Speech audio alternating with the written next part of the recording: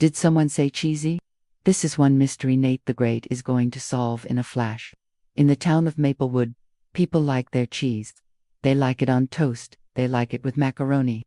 And they especially love it during the annual Cheese Fest. And this year's Cheese Fest was shaping up to be the best one yet. Down at the community center, Annie and her dad, Police Chief Campbell, were busy hanging up signs for the upcoming festival. Almost done, said the chief. Just a few more signs and we'll be ready for all the cheesy fun. But before he could finish his sentence, a large gust of wind snatched the giant Cheese Fest sign right out of his hands. It tumbled down the street and landed with a big splat in a big puddle. And wouldn't you know it, the wind had also blown away the paint right off the sign. Oh dear, said Annie. How will anyone know it's Cheese Fest without a sign? Just then, a familiar figure came skipping down the sidewalk. Leave it to me, said Nate. I'm sure I can figure out what Cheese Fest is just from a few clues. Nate examined the soggy poster board. Sure enough, there were a few clues left behind. There were crumbs on the board. The word macaroni was spelled out in what looked like mustard. And lastly, there was a faint outline of something on the back. Said Nate. Let's start with those crumbs. Do you have any idea whose pockets always seem to have crumbs in them? Mine, said Annie, and both she and Nate burst into laughter. That's funny, Nate, said Annie, wiping tears of joy from her eyes. But how does it help us solve the case of the missing sign? Nate grinned. Because this isn't just any kind of crumb. These are cheddar cheese crumbs. And if I had to guess, they came from the pocket of someone who really loves cheese. He turned to Annie and asked, do you know anyone like that? Annie thought hard. Well, there is one person who loves cheese more than anyone else in town, Mrs. Big Cheese herself. Nate gasped. Of course, it has to be Mrs. Big Cheese. She wouldn't miss Cheese Fest for the world. And now we know exactly where to look for our new sign. Nate and Annie raced over to Mrs. Big Cheese's house. Her front lawn was covered with cheese-themed decorations, including a life-size cardboard cutout of her famous mascot, Big Cheese the cat. Mrs. Big Cheese, called Nate, we need your help. The sign for Cheese Fest blew away, and we think you might have accidentally eaten it. Mrs. Big Cheese came to the door wearing a huge smile and an apron covered in cheese puns. Is something wrong, dearies? You know, I do love my Cheese Fest sign. It took me ages to make, so let's take a look around and see if we can find it. As Nate and Annie searched high and low, they noticed something strange. All the windows in the house were covered in big, black X's. Why would Mrs. Big Cheese cover up her windows? Wondered Annie. Maybe she doesn't want anyone to see what she's doing, said Nate. And then Nate got an idea. Quick, Annie, grab some cheese from the car. We're going to see what Mrs. Big Cheese is up to. While Annie ran to the car, Nate quietly snuck to the side of the house and peered through a crack in the window. Inside, he saw Mrs. Big Cheese sitting at her computer. She wasn't plotting anything evil, though. She was busy designing a website. What are you doing? Asked Nate. Mrs. Big Cheese jumped in surprise. Oh, hello, Nate. I didn't hear you come in. I'm just making a website for Cheese Fest. Really? Said Nate.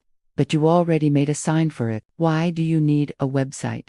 Well, said Mrs. Big Cheese, scratching her head, I thought we could use the website to tell people all about the history of cheese. And I've even got a game where kids can learn about different kinds of cheese from around the world. Wow, said Nate. That sounds like fun. Maybe we should put the sign back up now that we know you were on trying to eat it. Oh, good idea, said Mrs. Big Cheese. I'll get my ladder. But before she could get to the door, Nate stopped her. Wait, Mrs. Big Cheese, we actually do need your help. The wind blew the paint off the sign, and without it, no one will know what Cheese Fest is. Oh dear, said Mrs. Big Cheese. We have to fix that sign right away. She grabbed her paint and set to work, turning the sign back into a masterpiece. And soon it was looking better than ever. But Nate wasn't done yet. He looked at the outline on the back of the sign. It looked oddly familiar. Say, Mrs. Big Cheese, is this font related to cheese in any way? Why, yes, said Mrs. Big Cheese proudly. I designed that font myself. I even wrote a little story about it. Want to hear? Nate nodded excitedly. Once upon a time, began Mrs. Big Cheese, there were 4 cats who lived in a house.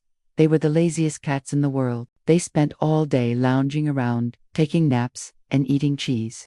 One day they were relaxing in their favorite spot when suddenly a mouse ran across the floor. Now, usually the cats would chase the mouse, but not today. The cats were too lazy. Instead, They each took a bite out of the nearest piece of cheese and left a mark right here on the floor. They marked their spots with the letters L-O-U and N for lazy. Oh, so lazy. And that's where the letters come from, Nate. Nate felt his face grow hot with embarrassment. He hadn't meant to fall asleep during the story, but it was just so relaxing to hear Mrs. Big Cheese's voice, and now he had drool all over him, and probably on the sign.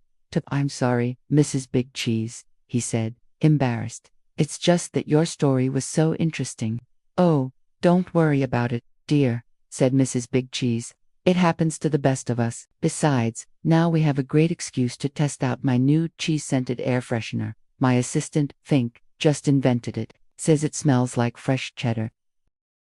As Nate and Mrs. Big Cheese put the finishing touches on the sign, Annie came running up to them, holding a plate of cheese. Here you go, Nate, she said.